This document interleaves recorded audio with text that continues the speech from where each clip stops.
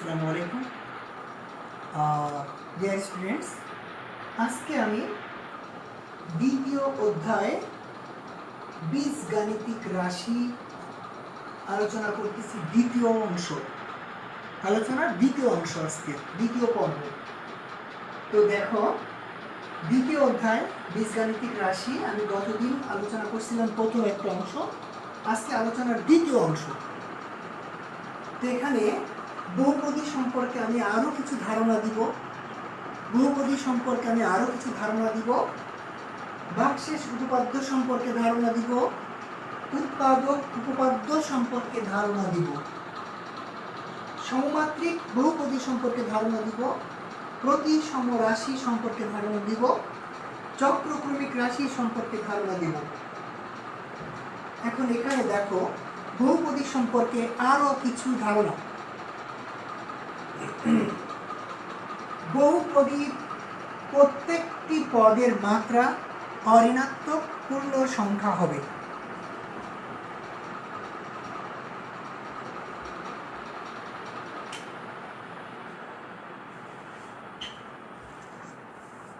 বহুপদীর প্রত্যেকটি পদের মাত্রা অঋণাত্মক পূর্ণ সংখ্যা হবে।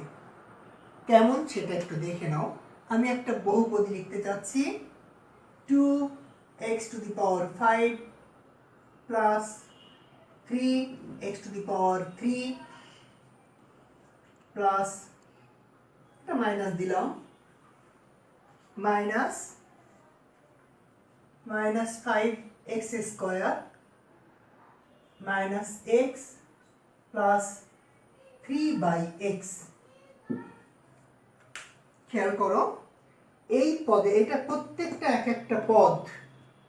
এই বহুপদীতে পদ আছে আমার 5টা, দেখতে পাচ্ছি। দৃশ্যমান পদ হলো 5টা, অদৃশ্যমান থাকলেও থাকতে পারে।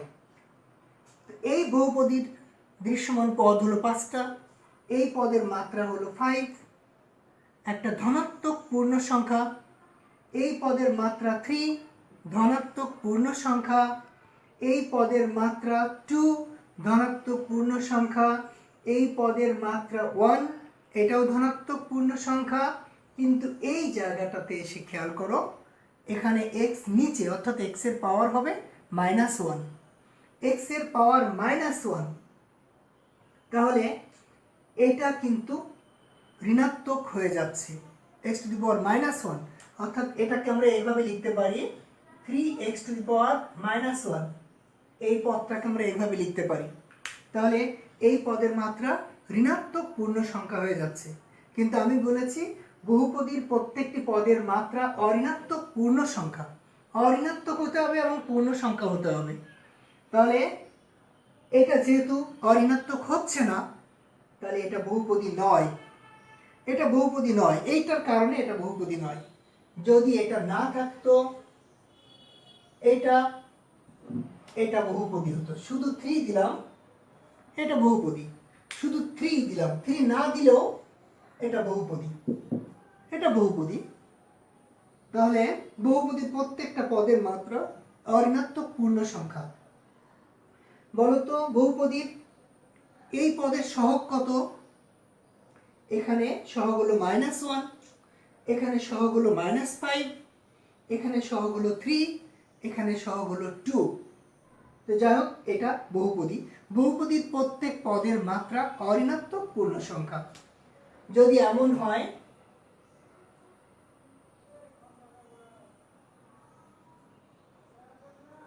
এটাও বহুপদী, কিন্তু x বা চলক যদি নিচে চলে যায়, তাহলে তখন আর বহুপদী থাকবে না। চলক যতক্ষণ উপরে আছে তখন তা বহুপদী, এবং পাওয়ার যদি ধনাত্মক পূর্ণ সংখ্যা হয়। যেমন যদি আমি এমন দিয়ে দিই, এটা বহুপদী নয়, কারণ এই পদের মাত্রা ঋণাত্মক পূর্ণ সংখ্যা, সুতরাং এটা বহুপদী নয়। তাহলে বহুপদীর প্রত্যেক পদের মাত্রা হতে হবে অঋণাত্মক পূর্ণ সংখ্যা। আচ্ছা, শূন্য একটি বহুপদী। শূন্যকে বলা হয় শূন্য বহুপদী, কারণ শূন্য মানে অনেকগুলো শূন্যের যোগফল। তাই শূন্যকে বলা হচ্ছে শূন্য বহুপদী। শূন্যকে বলা হচ্ছে শূন্য বহুপদী, এবং শূন্য বহুপদীর মাত্রা হবে অসংজ্ঞায়িত। এটা মুখস্থ রাখতে হবে, শূন্য বহুপদীর মাত্রা হবে অসংজ্ঞায়িত। গেল এটা। শূন্য একটি বহুপদী। আমি পুরো চ্যাপ্টারের উপরে 40 থেকে 44টা মতো এমসিকিউ সেট করেছি, এটা আমি তোমাদের লাস্ট ক্লাসে দিয়ে দেবো ইনশাল্লাহ। এই বহুপদী সম্পর্কে আরেকটা কথা খেয়াল করো, দুটি বহুপদীর যোগফল, বিয়োগফল, গুণফল বহুপদী। দুটি বহুপদী আমি যোগ করি সেটা বহুপদী থাকবে, বিয়োগ করলে বহুপদী হবে, গুণ করলেও বহুপদী হবে, কিন্তু ভাগ করলে বহুপদী হতেও পারে নাও পারে। দুইটা বহুপদীর ভাগফল বহুপদী হতেও পারে নাও পারে। আমি ছোট্ট একটা এক্সাম্পল দিচ্ছি, দেখো x³ বাই x², এই ভাগফল x থাকবে, x একটা বহুপদী, এটাও একটা বহুপদী ধরলাম, এটাও একটা বহুপদী, এই দুইটা বহুপদীর ভাগফল x, x একটা বহুপদী, তাহলে বহুপদীর ভাগফল এক্ষেত্রে বহুপদী হতে পারে। কিন্তু যদি এমন দাও x² বাই x³, এই ক্ষেত্রে x এর পাওয়ারটা এখানে বড়, ভাগ করলে নিচে একটা x থেকে যাবে, আর নিচে x থাকা মানে সে তার বহুপদী থাকবে না, কারণ তখন মাত্রা ঋণাত্মক হয়ে যাবে। তাই বলছে বহুপদীর ভাগফল, দুটি বহুপদীর ভাগফল বহুপদী হতেও পারে নাও হতে পারে। যাই হোক, যদি এই হরের মাত্রা বেশি হয়ে যায়, যদি হরের মাত্রা বেশি হয়ে যায়, লবের মাত্রা কম হয়ে যায়, সেক্ষেত্রে ভাগফল বহুপদী নাও হতে পারে। কিন্তু যদি লবের মাত্রা বেশি থাকে, হরের মাত্রা কম থাকে, সেক্ষেত্রে ভাগফল বহুপদী হতে পারে। তাহলে একটু খেয়াল রেখো এগুলো, দুটি বহুপদীর যোগফল, বিয়োগফল ও গুণফল বহুপদী, কিন্তু ভাগফল বহুপদী হতেও পারে নাও হতে পারে। এবার আমরা ভাগশেষ উপপাদ্যের সম্পর্কে যাচ্ছি। ভাগশেষ উপপাদ্যটা কি?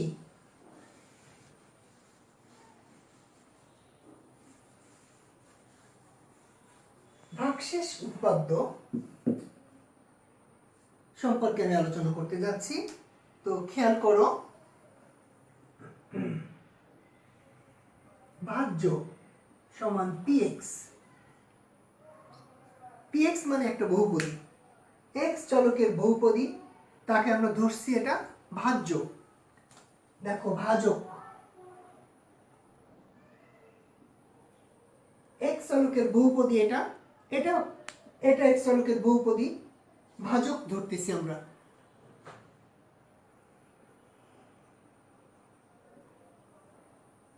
qx, ভাজ্যকে যদি আমি ভাজক দিয়ে ভাগ করি তাহলে ভাগফল হবে qx, এটাও একটা বহুপদী। এবার ধরলাম ভাগশেষ, এটাকে ধরলাম r, কারণ এখানে x চলক থাকতেও পারে নাও পারে, সেই জন্য এটাকে আমি r ধরে নিলাম।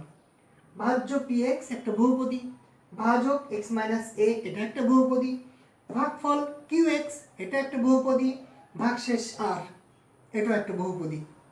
এই চারটাকে দিয়ে আমি একটা সমীকরণ তৈরি করতে পারি, যা তোমরা ক্লাস 4-এ শিখে আসছো। সেটা কেমন? ভাজ্য সমান ভাজক ইনটু ভাগফল যোগ ভাগশেষ। ভাজ্য সমান ভাজক গুণ ভাগফল যোগ ভাগশেষ, সবাই শিখছে এটা। তাহলে x - a into qx plus r, আর এটা হবে px। তাহলে px সমান x - a into qx plus r, এটা কিন্তু একটা সমীকরণ তৈরি হয়েছে। এই সমীকরণে যদি আমি x এর পরিবর্তে a বসাই, যদি আমি এই বহুপদীতে বা এই সমীকরণে x = a বসাই, x = a যদি বসাই, তাহলে এখানে কি দাঁড়াচ্ছে? p of a equal to, এটা হবে a - a into q a plus r হবে এটা। তার মানে p of a equal to হবে আর। আরটা কি? ভাগশেষ। তাহলে ভাগশেষ কত হচ্ছে? P of a. এটা কি? এ হলো ভাজকের সঙ্গে যে ধ্রুবকটা থাকে ওইটাই। ভাজকের সঙ্গে ভাজকে যে ধ্রুবকটা থাকে ওই ধ্রুবকটা হলো এখানে এ। এখানে যদি প্লাস এ থাকতো তাহলে আমি এখানে মাইনাস এ বসাতাম। যদি ভাজকে প্লাস এ থাকতো তাহলে আমি এখানে এই সমীকরণে মাইনাস এ বসাতাম, এখানে আমি মাইনাস এ বসাতাম। যদি এখানে প্লাস টু থাকতো আমি এখানে মাইনাস টু বসাতাম। যদি এখানে মাইনাস টু থাকতো তাহলে আমি এখানে প্লাস টু বসাতাম। বসালে আমি কি পেলাম? এক্স এর পরিবর্তে এখানে এ বসালে আমি আর পাচ্ছি। আর হলো ভাগশেষ, অর্থাৎ পি অফ এ মানে ভাগশেষ। তাহলে আমি ভাজক থেকে ভাজকের সঙ্গে যে ধ্রুবকটা থাকে ওই ধ্রুবকটা আমি ভাজ্যে বসাই দিলাম। বসাই দিলে আমি কি পেলাম? ভাগশেষ পেলাম। এভাবে ভাগ না করে আমি সরাসরি ভাগশেষ পেতে পারি। ভাগ না করে ভাগশেষ পাওয়ার এই নিয়মকে বলা হয় ভাগশেষ উপপাদ্য। ভাগ না করে ভাগশেষ পাওয়ার এই পদ্ধতিকে বলা হচ্ছে ভাগশেষ উপপাদ্য। তাহলে খেয়াল করো যে আমি এখানে x এর পরিবর্তে এ বসে, যদি এখানে প্লাস এ থাকতো তাহলে আমি এখানে x ইকুয়াল টু মাইনাস এ বসাতাম। যদি প্লাস টু থাকতো তাহলে এখানে মাইনাস টু বসাতাম। যদি মাইনাস টু থাকতো তাহলে আমি এখানে প্লাস টু বসাতাম। এইভাবে আমি সরাসরি ভাগশেষ পেতে পারি। তাহলে ভাগ না করে এভাবে সরাসরি ভাগশেষ পাওয়ার পদ্ধতিকে বলা হচ্ছে ভাগশেষ উপপাদ্য। তো যাই হোক, এখন যদি এই ভাগশেষটা জিরো হয়ে যেত, ভাগশেষ যদি জিরো হতো তাহলে কিন্তু সম্পর্কটা অন্যরকম দাঁড়াতো। এই ভাজক দিয়ে এই ভাজ্যকে ভাগ করলাম, ভাগশেষ জিরো, অর্থাৎ আর এর মানটা যদি জিরো হয়ে যেত তাহলে এই ভাজক এবং ভাজ্যের মধ্যে নতুন একটা সম্পর্ক তৈরি হতো। তা হলো কি? উৎপাদক।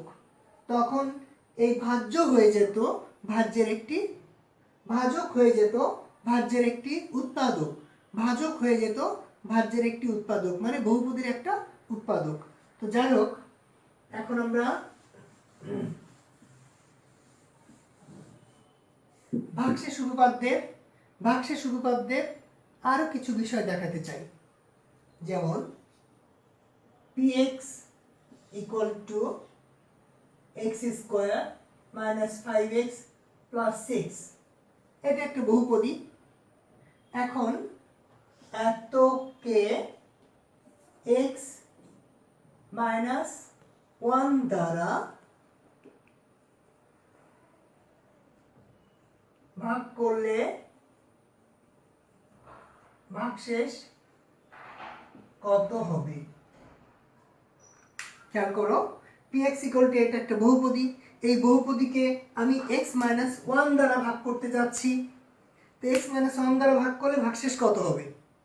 তাহলে ভাগশেষ হবে p অফ কত? p অফ 1, কারণ এখানে x মাইনাস 1 আছে। তাহলে এটাকে আমি x মাইনাস 1 দ্বারা ভাগ করলে ভাগশেষ হবে p অফ 1। যদি এখানে প্লাস 1 থাকতো তাহলে এখানে মাইনাস 1 আসতো। তাহলে p অফ 1 ইকুয়াল টু কত? 1 স্কোয়ার 5 ইন্টু 1 প্লাস 6, তাহলে 1 মাইনাস 5 প্লাস 6 2। তাহলে ভাগশেষ হবে 2। তাহলে এই বহুপদীকে x মাইনাস 1 দ্বারা ভাগ করলে ভাগশেষ হবে 2। এখন আরেকটা বিষয় খেয়াল করো, যদি এখানে x প্লাস 1 থাকে তাহলে আমি এখানে মাইনাস 1 দিব, এখানে মাইনাস 1 স্কোয়ার দিব, এখানে 5 ইন্টু মাইনাস 1 দিব, দিয়ে এভাবে আমি ভাগশেষ বের করলে ভাগশেষ হবে 12। তার মানে এই বহুপদীকে x প্লাস 1 দ্বারা ভাগ করলে ভাগশেষ হবে 12। এবার একটা জিনিস খেয়াল করো, আমি এখানে ভাজকটাকে চেঞ্জ করে দিচ্ছি, 2x প্লাস 1 দিলাম। এই বহুপদীকে 2x প্লাস 1 দ্বারা ভাগ করলে ভাগশেষ কত হবে? ভাগশেষ কত হবে? তাহলে এখানে ভাজক হলো 2x প্লাস 1। এখানে x এর পরিবর্তে 1 মাইনাস 1 বসানো যাবে না, চেষ্টা করতে হবে ভাজকে x কে সহগ মুক্ত করতে। ভাজকে x কে সহগ মুক্ত করে নিতে হবে, কারণ এখানে সহগ x এর সহগ কত? x এর সহগ এখানে 2, তাহলে সহগ মুক্ত করতে হলে এখান থেকে 2 কমন নিতে হবে। 2 into x plus half, 2 into x plus half. তাহলে এখন সুতরাং ভাগশেষ কত হবে? ভাগশেষ হবে p অফ মাইনাস হাফ। ভাগশেষ হবে p অফ মাইনাস হাফ, যেহেতু এখানে প্লাস হাফ আছে তাহলে ভাগশেষ হবে p অফ মাইনাস হাফ। তাহলে সুতরাং p of minus half equal to p of minus half equal to minus half square minus 5 into minus half plus 6। আমি x এর পরিবর্তে মাইনাস হাফ বসিয়ে দিয়েছি।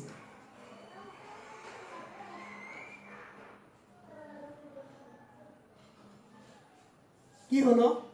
এটা হলো 1/4, এটা হলো প্লাস 5/2, এটা হলো 6। এখন যদি এটাকে তুমি লসাগু করো,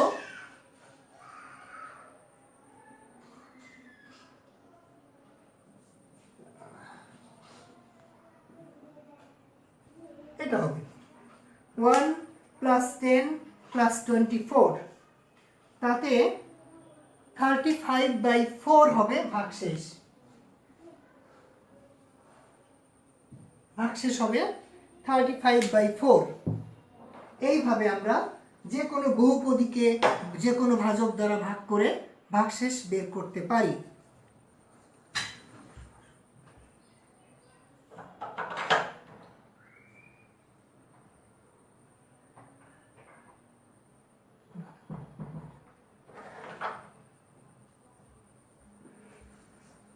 ভাগশেষ বের করতে পারি। এবার একটু নতুন অঙ্ক দিচ্ছি, নতুন সম্পর্কে আমরা যাচ্ছি এখন উৎপাদক উপপাদ্য। আচ্ছা, তার আগে একটা জিনিস বুঝাইনি। যদি আমি px কে ax প্লাস b দ্বারা ভাগ করি তাহলে ভাগশেষ কত হবে? px কে যদি ax প্লাস b দ্বারা ভাগ করি ভাগশেষ কত হবে? তাহলে খেয়াল করো,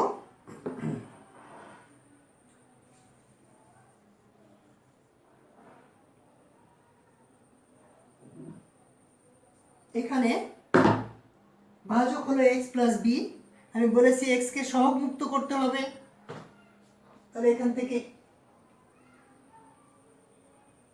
x কমন নিতে হবে। x কমন নিলে ভাগশেষ হবে, সরি a কমন নিতে হবে, a কমন নিতে হবে। a কমন নিলে x plus b by a হবে। তাহলে ভাগশেষ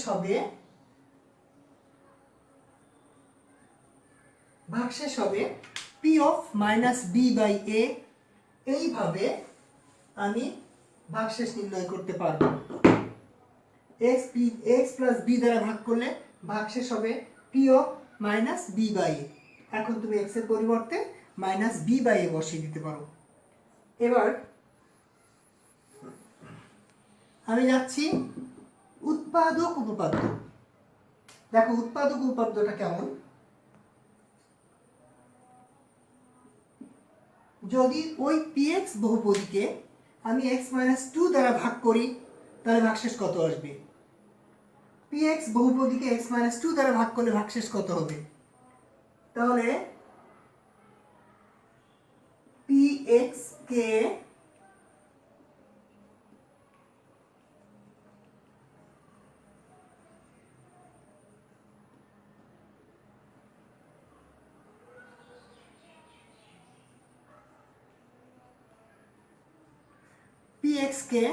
x মাইনাস 2 দ্বারা ভাগ করলে ভাগশেষ হবে পি অফ টু, যেহেতু এখানে এক্স মাইনাস টু আছে, মাইনাস টু আছে বলে এখানে প্লাস টু হলো।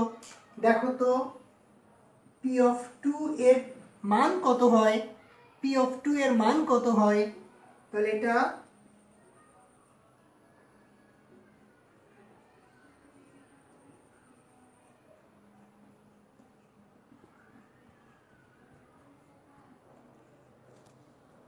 পি অফ টু এর মান কত আসলো, পি অফ টু এর মান 0 আসলো, তার মানে ভাগশেষ 0, তার মানে নূতন অধ্যায়ের সূচনা, নূতন সম্পর্কের সূচনা। নূতন সম্পর্কটা কেমন, এক্স মাইনাস টু দ্বারা পি এক্সকে ভাগ করলে ভাগশেষ 0 হয়, এক্স মাইনাস টু দ্বারা পি এক্সকে ভাগ করলে ভাগশেষ 0 হয়। তাহলে ভাগশেষ 0 হলে খেয়াল করো, আমি যদি 16কে 5 দ্বারা ভাগ করি, 3 5 15,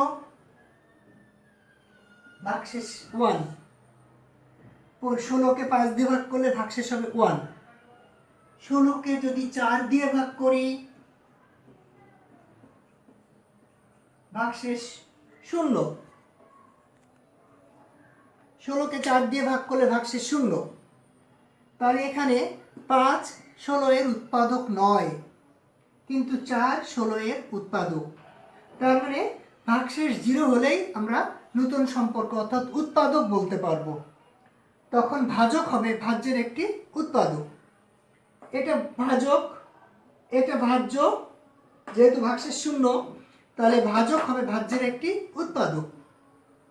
পি এক্সকে আমি এক্স মাইনাস টু দ্বারা ভাগ করলাম, ভাগ করলে ভাগশেষ 0 আসলো, তাহলে X minus two P X এর একটি উৎপাদক।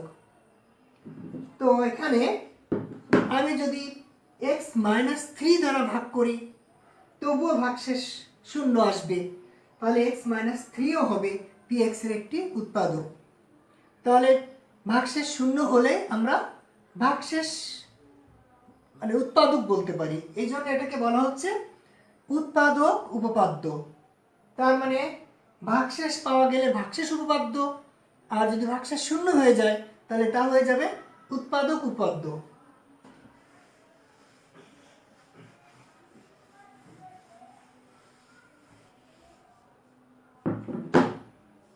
উৎপাদক উপপাদ্য শেষ হলো। এবার আমরা বলি, তাহলে উৎপাদক উপপাদ্য সম্পর্কে আরেকটু কথা বলে নিই।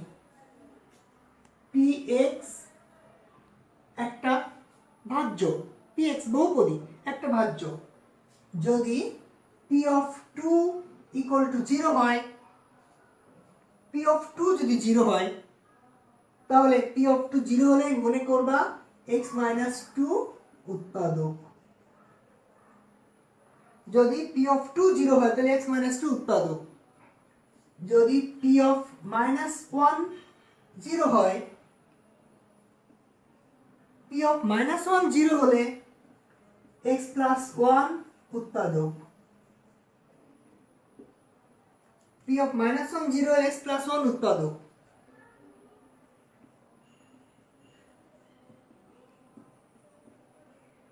পি অফ মাইনাস হাফ 0 হলে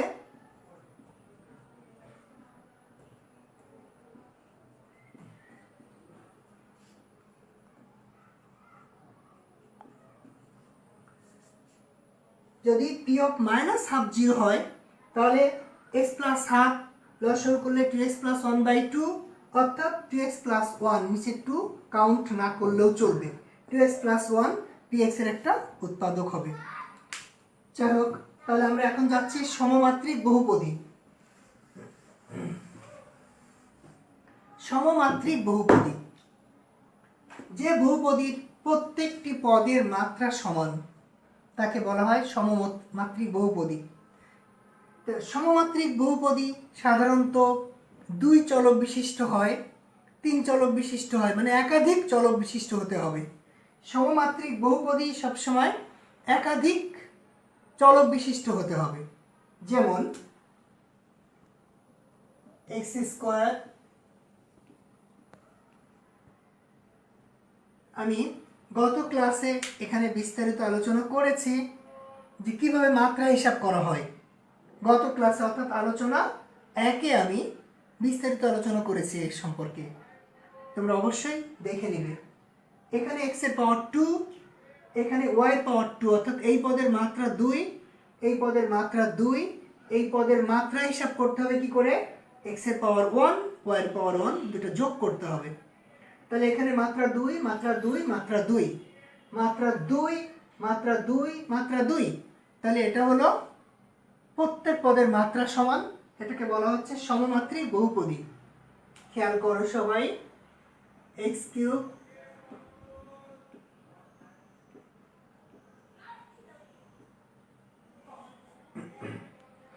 x cube plus y cube plus z cube minus 3xyz, এই পদের মাত্রা 3, এই পদের মাত্রা 3, এই পদের মাত্রা 3, এই পদের মাত্রা হিসাব করতে হবে x এর পাওয়ার 1, y এর পাওয়ার 1, z এর পাওয়ার 1, 1 প্লাস 1 প্লাস 1 মানে 3। তাহলে এই চলকগুলো গুণে থাকলে পাওয়ার যোগ করতে হয়, তাহলে এখানে মাত্রা 3, অর্থাৎ প্রত্যেকটা পদের মাত্রা সমান, তাই এটাকে বলা হচ্ছে সমমাত্রিক বহুপদী। দেখো x cube y x square y square plus x y cube, এখানে এই পদের মাত্রা 4, 3, x এর পাওয়ার 3, y এর পাওয়ার 1, 3 এর 4, 2 2 4, 1 3 4, তাহলে এটা সমমাত্রিক বহুপদী, সমমাত্রিক বহুপদী গেল এটা। এবার হলো প্রতি সমরাশি। প্রতি সমরাশি হলো, প্রতি সমরাশি হলো একাধিক চলক থাকবে, দুইটা চলক থাকতে পারে, একাধিক, 2 চলক থাকতে পারে, 3 চলক থাকতে পারে, 4 চলক থাকতে পারে, একাধিক চলক বিশিষ্ট বীজগাণিতিক রাশিতে, সরি ডিস্টার্ব হয়ে গেল, প্রতি সমরাশিটা কি, একাধিক চলক, অর্থাৎ 2 চলক হতে পারে, 3 চলক হতে পারে, 4 চলক হতে পারে, একাধিক চলক বিশিষ্ট বীজগাণিতিক রাশিতে যদি দুটি চলক, যে কোনো দুটি চলক পরস্পর স্থান বিনিময় করে, তাতে যদি রাশিটির মানের কোনো পরিবর্তন না হয়, তাহলে ওই রাশিকে বলা হবে প্রতি সমরাশি। একাধিক চলক বিশিষ্ট বীজগাণিতিক রাশিতে পাশাপাশি যে কোনো দুটি চলক পরস্পর স্থান বিনিময় করলে যদি রাশিটির মানের কোনো পরিবর্তন না হয়, তাহলে এটাকে বলা হবে প্রতি সমরাশি।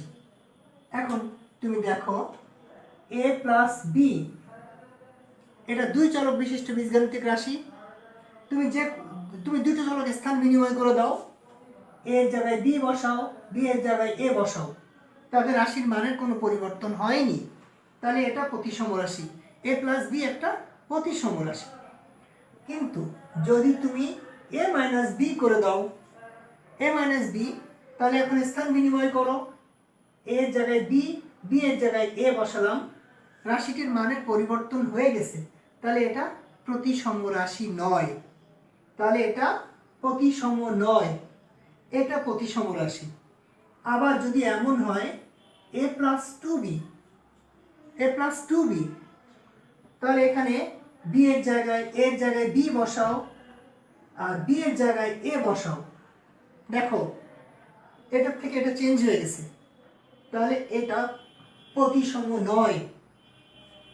আবার দেখো a plus b plus c, a plus b plus c, এখানে 3টা চলক, তুমি যে কোনো 2টা চলকের স্থান বিনিময় করবা, যে কোনো 2টা চলক।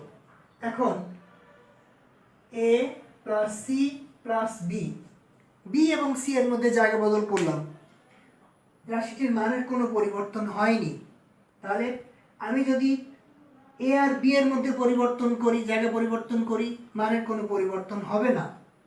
যদি a আর c এর মধ্যে জায়গা পরিবর্তন করি, মানের কোনো পরিবর্তন হবে না, সুতরাং এটা একটা প্রতিসম রাশি। আবার দেখো x plus Y minus Z, x plus Y minus Z, আমি যদি এই দুটো জায়গা পরিবর্তন করি, মানের কোনো পরিবর্তন হবে না, তাই বলে কি এটা প্রতিসম রাশি? না। আরেকজন বলতে পারে আমি এই দুটোর মধ্যে জায়গা পরিবর্তন করব, এই দুটোর মধ্যে জায়গা পরিবর্তন করলে তো মানের পরিবর্তন হয়ে যাবে। আরেকজন বলতে পারে আমি এই দুটোর মধ্যে জায়গা পরিবর্তন করব, এই দুটোর মধ্যে পরিবর্তন করলে তো মানের পরিবর্তন হয়ে যাবে, তাহলে এটা প্রতিসম নয়।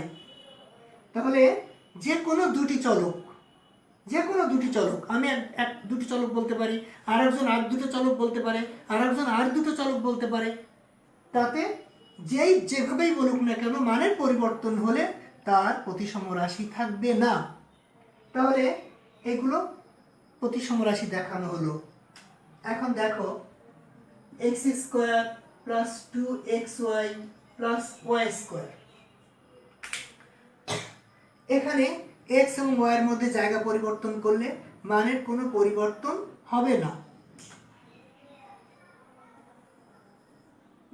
y square plus 2y into x plus x square, দেখো এটাও যা এটাও তাই, মানের কোনো পরিবর্তন হয়নি, তাই এটা প্রতিসম রাশি। কিন্তু যদি এখানে একটা 2 দিয়ে দিই, তাহলে এখানে x এর পরিবর্তে y, এখানে যা আছে তাই, এখানে y এর পরিবর্তে x বসাই দিলাম, অর্থাৎ 2x স্কোয়ার হয়ে গেল। দেখো এখানে ছিল 2y স্কোয়ার, এখানে হয়ে গেল 2x স্কোয়ার, মানের পরিবর্তন হয়ে গেছে, তাহলে এটা প্রতিসম রাশি নয়। গেল প্রতিসম রাশির কথা। মনে রাখতে হবে, চক্রক্রমিক আলোচনা করি, তারপরে প্রতিসমতে যাব আরেকবার।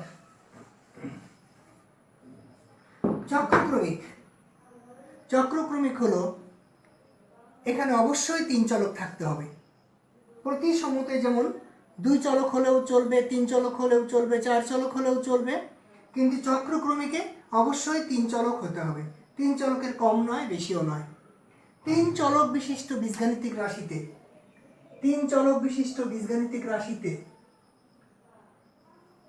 প্রথম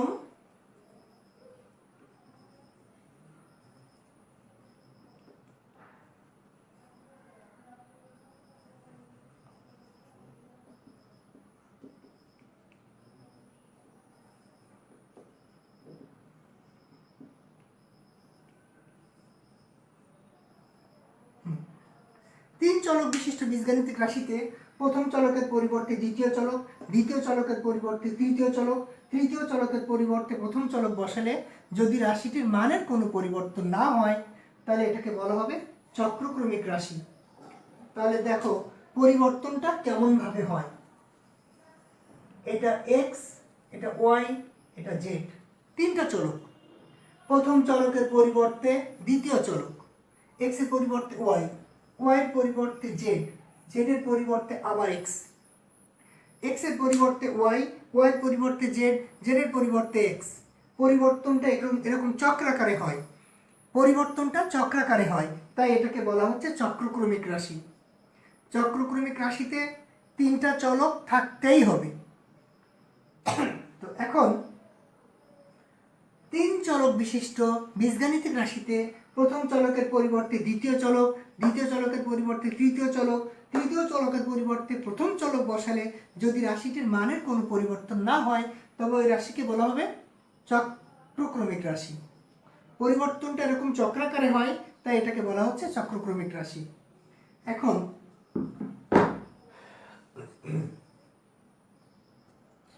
তিন চলক বিশিষ্ট প্রতিসম হলেই তাকে বলা হবে চক্রক্রমিক রাশি। 3 চলক বিশিষ্ট প্রতিসম হলেই তা চক্রক্রমিক রাশি। কিন্তু সকল চক্রক্রমিক রাশি প্রতিসম নয়, কিন্তু 3 চলক বিশিষ্ট প্রতিসম হলেই তা চক্রক্রমিক।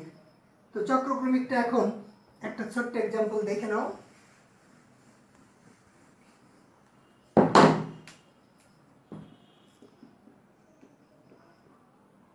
এটা প্রতিসম, 3 চলক বিশিষ্ট, এটা প্রতিসম।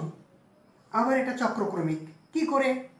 x এর পরিবর্তে y বসাও, y এর পরিবর্তে z বসাও, z এর পরিবর্তে x বসাও, x এর পরিবর্তে y, y এর পরিবর্তে z, z এর পরিবর্তে x বসালাম। দেখো মানের কোনো পরিবর্তন হয়নি, তাই এটাকে বলা হচ্ছে চক্রক্রমিক রাশি। আবার এটা প্রতিসম। প্রতিসম কেন? কারণ এই দুটো স্থান বিনিময় করলে মানের কোনো পরিবর্তন হবে না, এই দুটো স্থান বিনিময় করলে মানের কোনো পরিবর্তন হবে না, এই দুটো স্থান বিনিময় করলেও মানের কোনো পরিবর্তন হবে না। তাই এটা প্রতিসম, অর্থাৎ 3 চলক বিশিষ্ট প্রতিসম। আবার এটা চক্রক্রমিক। তাহলে 3 চলক বিশিষ্ট প্রতিসম হলেই তা চক্রক্রমিক হবে, কিন্তু চক্রক্রমিক হলেই তা প্রতিসম হবে না।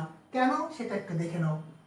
F of x y z এটা একটা বহুপদী, এটাকে আমি এইভাবে লিখতে পারি।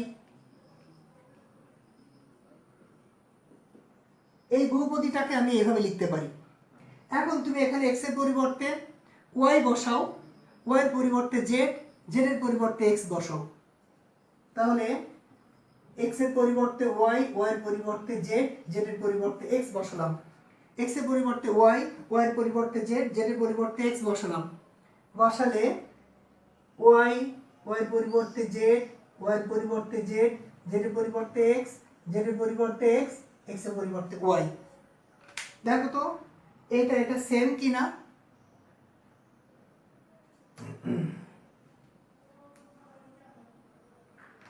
সরি, ওয়াই জেড এক্স, দেখো তো এটা সেম কিনা।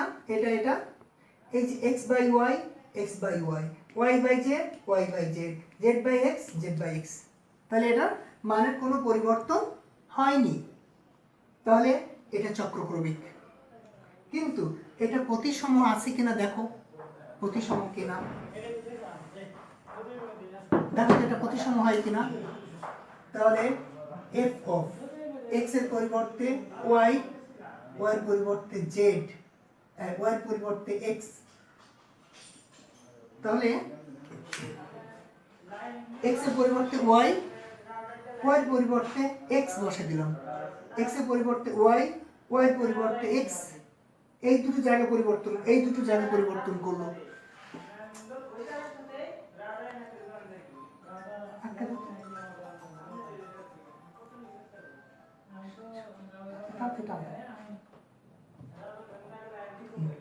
এক্স এর পরিবর্তে ওয়াই, ওয়াই এর পরিবর্তে জেড বসালাম, ভুল হলো।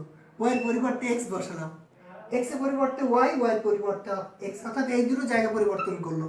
এই দুটো জায়গা পরিবর্তন করাতে দেখি এখানে কি আসে। এক্স এর পরিবর্তে ওয়াই, ওয়াই এর পরিবর্তে এক্স, ওয়াই এর পরিবর্তে এক্স, জেড এর কোনো পরিবর্তন নেই, জেড এর কোনো পরিবর্তন নেই, এক্স এর পরিবর্তে ওয়াই। আমি কিন্তু শুধু এক্স আর ওয়াই পরিবর্তন করেছি। এক্স এর পরিবর্তে ওয়াই, ওয়াই এর পরিবর্তে এক্স, ওয়াই এর পরিবর্তে এক্স, জেড এর কোনো পরিবর্তন নেই, জেড এর পরিবর্তন নেই, এক্স এর পরিবর্তে ওয়াই। দেখো এটা ঠিক একই না, একই না। তাহলে তাহলে এই রাশিটা প্রতিসম নয়, এটা প্রতিসম নয়। তার মানে চক্রক্রমিক হলেই তা প্রতিসম নয়, কিন্তু 3 চলক বিশিষ্ট প্রতিসম হলেই তা চক্রক্রমিক। এটা মাথায় রেখো। তো আগামী দিন আমরা এর তৃতীয় আলোচনা শুরু করব ইনশাল্লাহ।